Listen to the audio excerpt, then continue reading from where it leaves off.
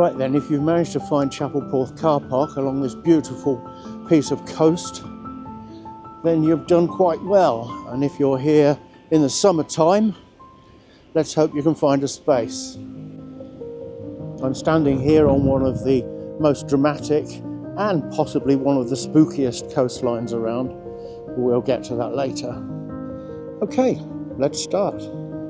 So stick with me as we head up the cliff path.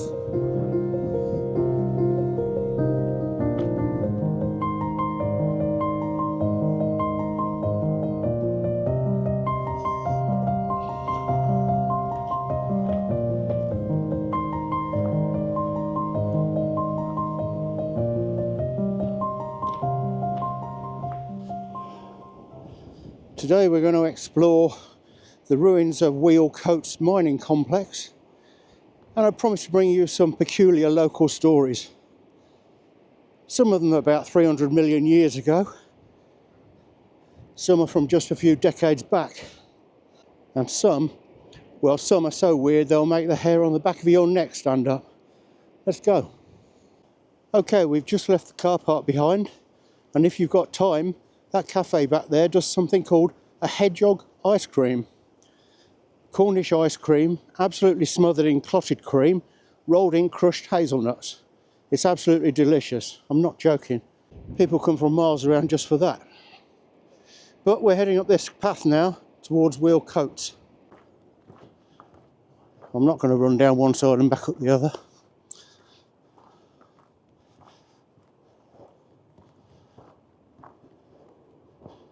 Now, it looks as though this pathway's seen better days. Okay. We'll go this way then. Oh, seagulls are having a meeting down there. Right. These are supposed to be steps, so let's give it a go.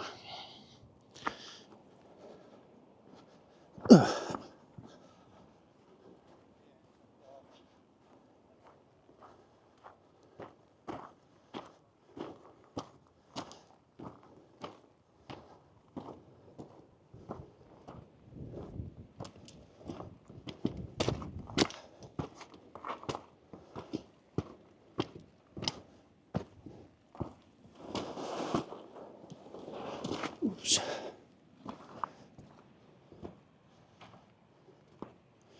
Not the easiest route, but never mind. Well, there's the tail end of the car park, and this is the gentle slope up to this part. And now I can see the sea.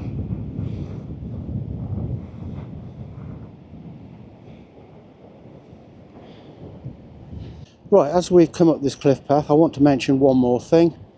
Somewhere up here, somewhere in the grass and the turf, there are the remains of the original medieval chapel, the one that Chapel Porth is actually named after. They think it was built around the 10th century, and it was dedicated to St Agnes. There was a holy well associated with it too. The chapel itself was completely dismantled by 1780. The stone was reused elsewhere, probably to build shelters for miners or fishermen. But archaeologists have been doing excavations here in recent years, and they've found fragments of medieval pottery and beautiful decorated roof tiles. It shows you how old this area really is, how many layers of history are literally under your feet. Long before the great cathedrals of England were built, Celtic monks established remote chapels on Cornwall's wind-swept cliff tops, seeking solitude and communion with their God. These ancient churches, some dating back as far as the 5th and 6th centuries, served as beacons of faith for fishermen and travellers. Many were dedicated to Irish and Welsh saints who brought Christianity to the Cornish coast. The holy well lasted a bit longer. It wasn't gone until 1820, and although you can't see the chapel building anymore, if we look around on this ground, we might imagine that it was somewhere in this area. Isn't it odd thinking about people that were worshipping in this spot, praying at the holy well over 1,000 years ago? Right, let's head on up.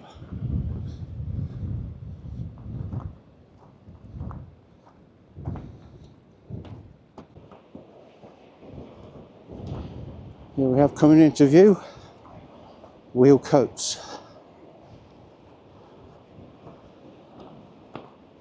Well, there she is, the engine house. And now, standing dramatically on these cliffs, we've got the reason people have been coming to this area for centuries. Wheal Coates tin mine.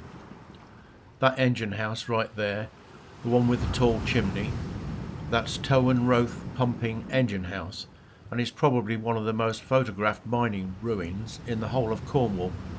And fair enough, look at it. It's perched right on the edge, practically jutting out over the Atlantic. When you're standing here on a rough day and you can see the waves crashing about, you start to understand why this mine was such a nightmare to operate.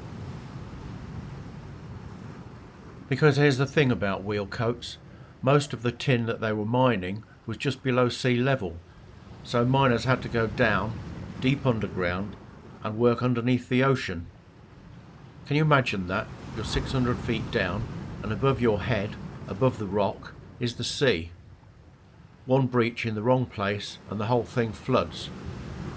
And it did flood, constantly. Thankfully, as far as I know, nobody drowned at Wheal Coates, but accidents caused by explosions, falling, rock falls, and entanglement in machinery were a real danger and took many lives. Because it flooded so easily, they built that massive pumping engine house.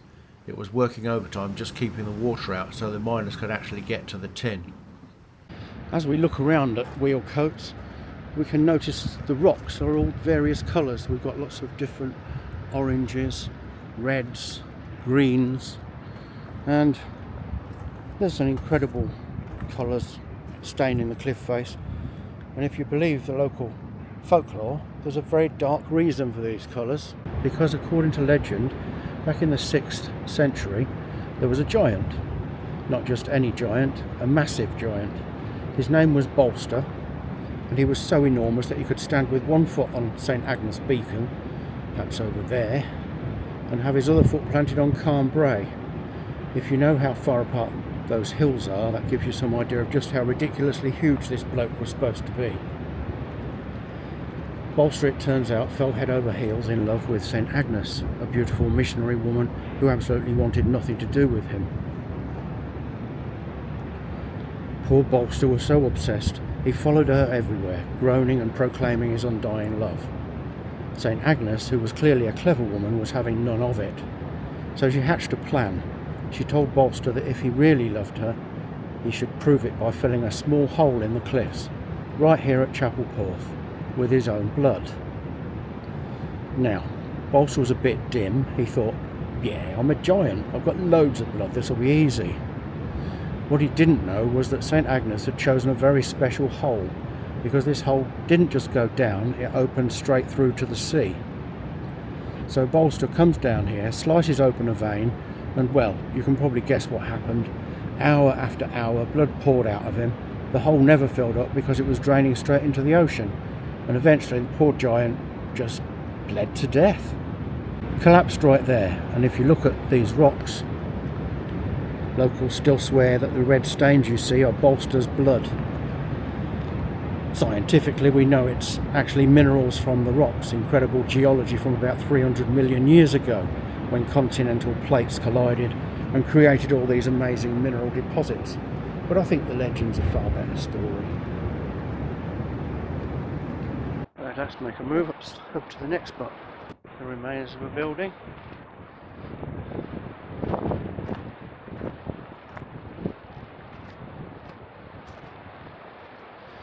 can catch it in a silhouette now with the sun behind. I use the term loosely.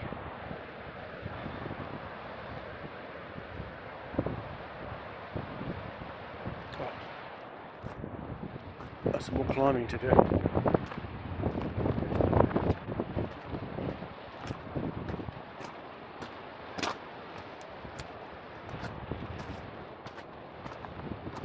Crikey.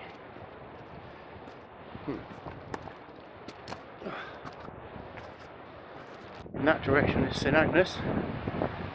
the town, not the saint.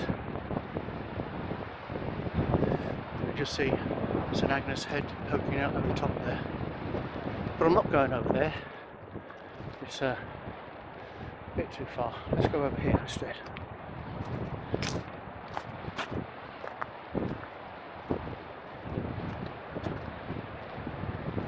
On a sloping pathway.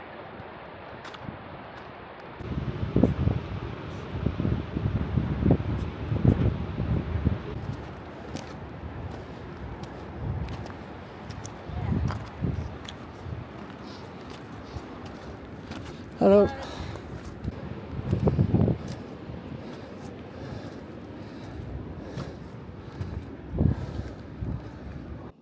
This whole complex opened for business in 1802, although people were mining around here going back to at least 1692. This version of the mine, what we see here now, this really got going from about 1872 onwards. At its peak they had around 140 people working here. There are 3 engine houses. The one at the bottom did all the pumping to try and keep the mines dry. And over here we've got the old Wim and the new Wim. Those were for hauling ore up from underground and crushing it. Right over here we've got the calciner. Let's have a quick look over there. This is the calciner furnace from 1910. It used to roast the ore to get rid of impurities like arsenic. You know, because working underground's impossibly difficult as it is, so why not throw in some toxic fumes as well? Ironically, arsenic became a saleable product in its own right in later years, and even helped keep some of the mines open a bit longer.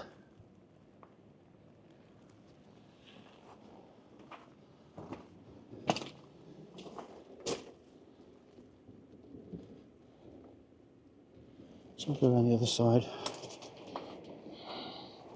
I can squeeze through there, but I've got a bag on my back. As I said, the calciner was used to roast the ore and clear it of any impurities like arsenic and sulphur. By heating the ore, these substances were driven off as gases or condensed into valuable byproducts.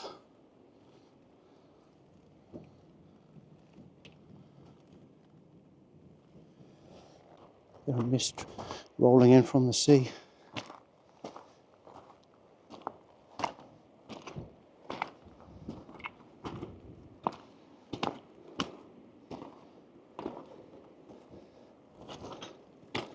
Oops.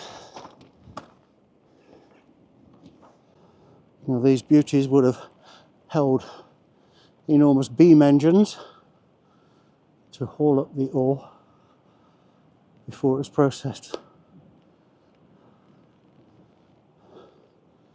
They're incredible buildings.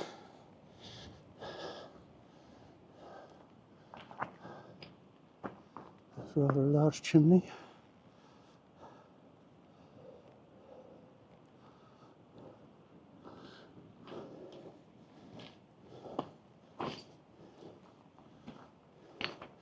I don't know the layout of Wheal Coates, and I haven't found one either, but there had to be a boiler house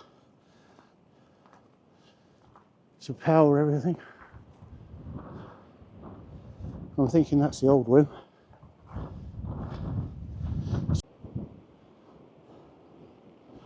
Can't imagine the tough life these guys used to lead up here in all weathers.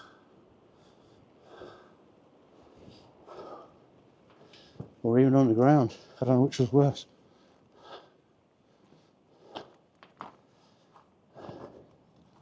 I suppose if you get rained on, you can dry off.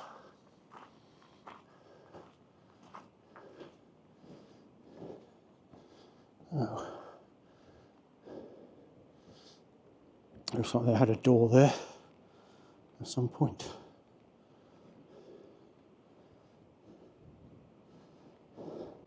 The calciner was built between 1910 and 1913 during a late attempt to revive the mine's fortunes.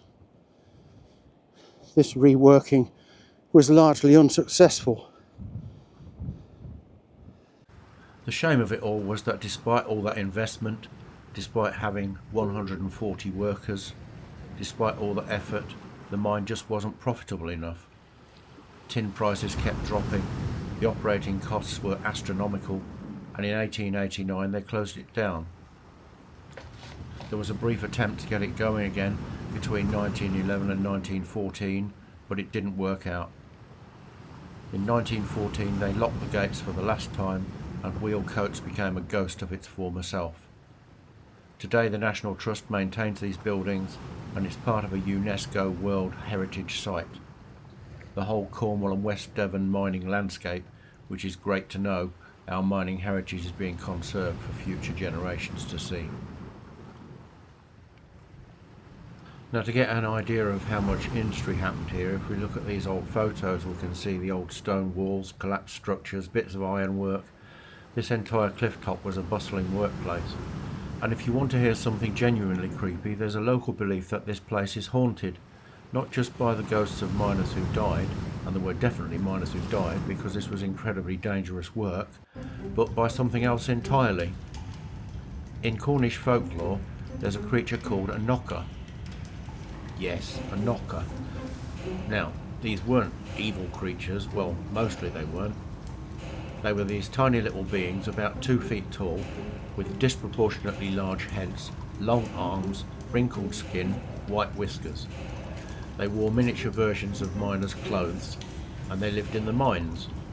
Some believed that they inherited the spirits of miners who had lost their lives underground. The story goes that knockers would help miners find rich veins of tin. You'd hear them, and the sound would guide you to where the good ore was. But they could also be absolute little terrors. They'd steal your tools, hide your food, extinguish your candles just to mess with you.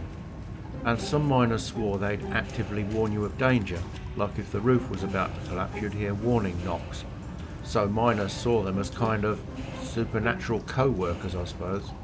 The strangest part, when Cornish miners emigrated during the gold rush in California, they took the legend with them.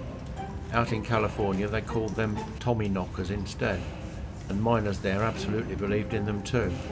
The folklore spread all the way across America, so if you've ever heard the term Tommy knock or Tommy knocker, that's where it comes from. Cornish miners working in American mines passing down stories about tiny supernatural creatures that lived underground. And to keep the knockers happy, to stay in their good graces, miners would leave an offering. Some pastry crusts, even a bite of the pasty itself, because apparently even supernatural mine spirits appreciate a good bit of Cornish pasty. You've got to respect that. Right, so we've explored the mine. Now let's head back down to the beach. We're going to see some dramatic stuff once we get down there. Caves, incredible rock formations, and if the tide's out, we can explore rock pools and see if there's any life in them. Okay, let's head on down. While we've been exploring, the tide has gone out, thankfully. So now we're going to have a wander down and have a look on the beach. You can only do this at low tide, because at high tide it almost comes up to the car park. So yes, there's quite a difference. Right, let's go.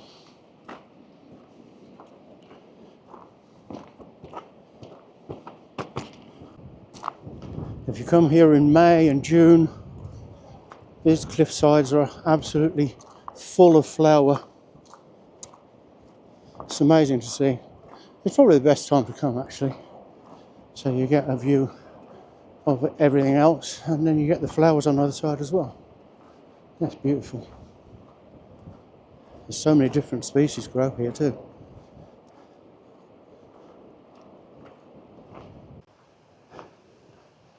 Well, here we are, just about back at the car park.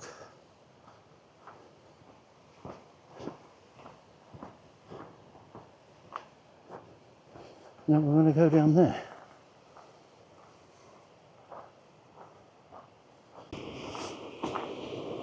Now this is not the easiest beach to get onto because you've got to walk across a lot of rocks. So either wear some good footwear or just have leather soles on the bases of your feet. Anyway, we'll try and get over these. This freshwater stream runs all the way down the side of the car park and out to sea. Has apparently been here for hundreds of years because we're in a valley and the water runs all the way down from the top. It has to go somewhere, and out to sea is the most logical place.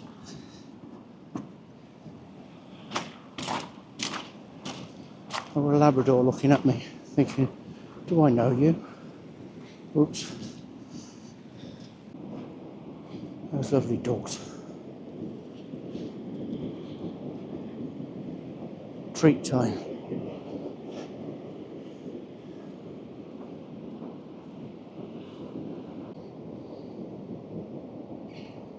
Well, we're here at low tide, and I was hoping to see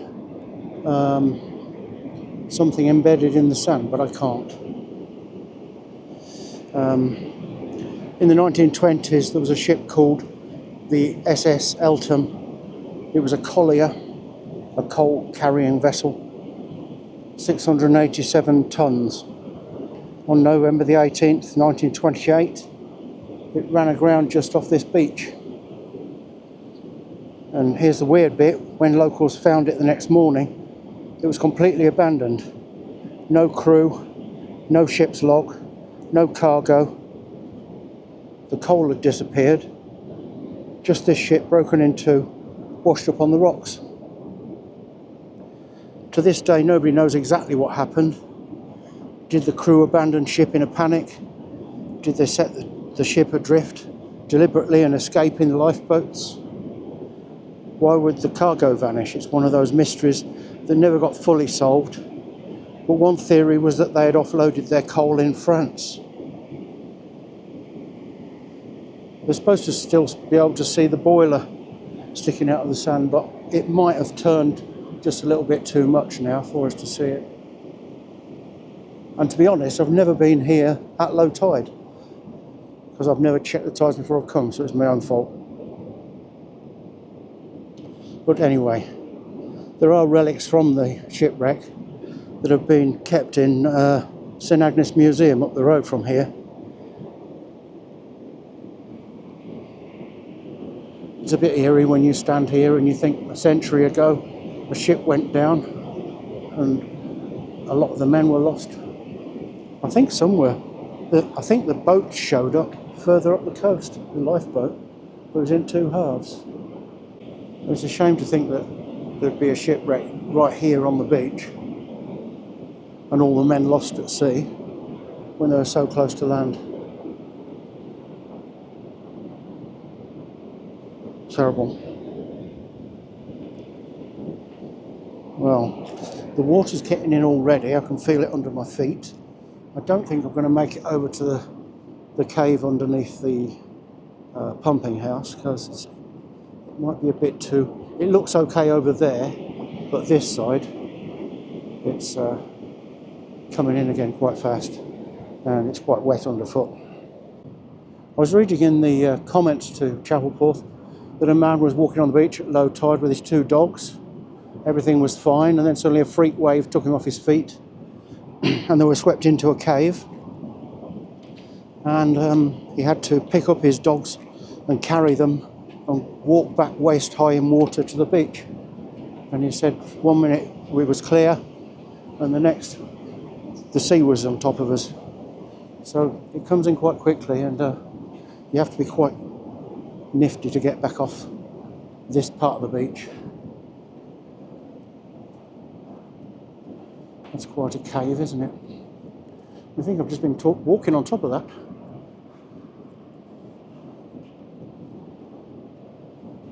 Completely safe. I'm just wondering whether to send my drone along the beach, see if I can see anything else.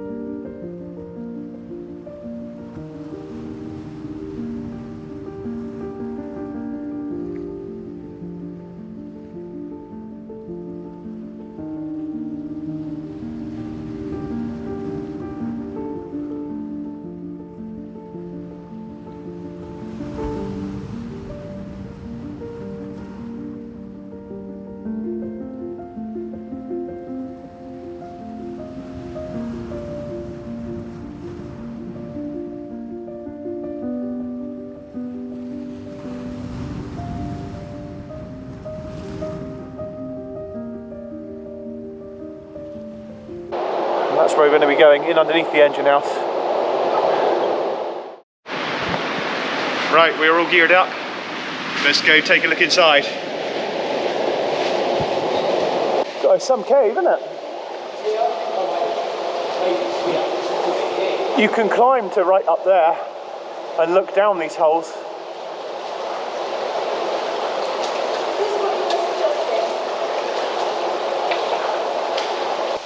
In the very back of the cave, the way onwards narrows, with a fast-flowing stream of water pouring out from further in. Oh my goodness.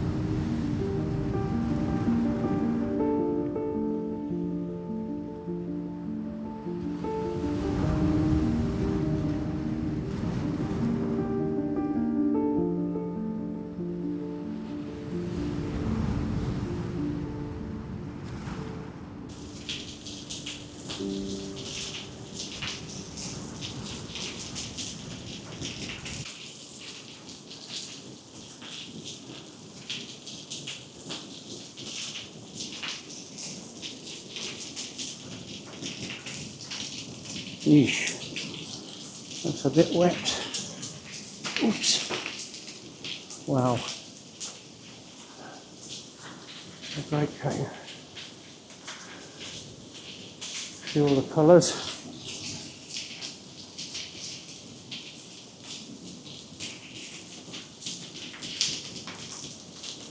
There's Bolster's blood.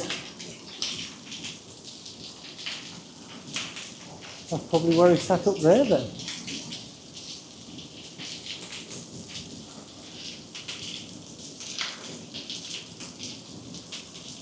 There's all the red rocks.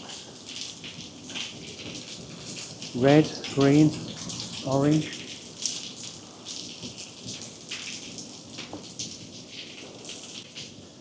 So, as we've seen, there's multiple caves here, all with different features. At the northern end, there's something called Vugger Cave, which we didn't get to. Vug is an old mining term. It's a natural sea cave, where you can actually see old mine workings in there, and a drainage tunnel at the back. It's mad when you think about it. Miners literally working right at the edge of the sea, trying to extract tin before the tide came back in. Well, I've got to get back to here somewhere, somehow, without losing my feet. Yishka. It's a bit wet. Right. Well, it's starting to rain, so it's just as well we're nearly there. I haven't really talked much about the rock pools, but they're really interesting. When the tide's out, you've got these incredible pools that are just teeming with marine life, probably more so in the summertime. You've got red sea anemones. They look like tiny red pom-poms, and if you disturb them, they shrink back into themselves. There's limpets, white little cone-shaped shells. You've got whelks in all different colours. Mussels in blue-black colonies. Starfish, crabs, shrimp. It's basically a whole ecosystem in a pool of water. If you've got kids with you, or if you're a big kid yourself, you can spend hours exploring these. Just remember to leave everything in the pools. Don't take anything, don't damage anything. These creatures have a tough enough environment to live in without humans messing with them. I mean, how would you like to be poked in the tentacles? I did say tentacles. And as I said before, if you visit, do be aware of the tide. Watch tide times. This beach transforms completely when the water comes in, and it happens so fast you don't want to get caught out. This place gets extremely busy in summer. If you're here then and you've got time, grab that hedgehog ice cream, sit on the beach, watch the light play across the coloured rocks, maybe spot a seal or two. And remember that you're standing on layers and layers of history. The giants and the miners and the monks and the sailors, all part of this place.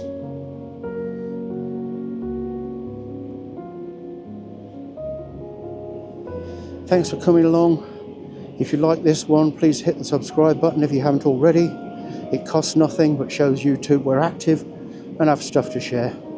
Thanks for watching, and I'll see you next time. I'm going to make a dash for the car. Bye now.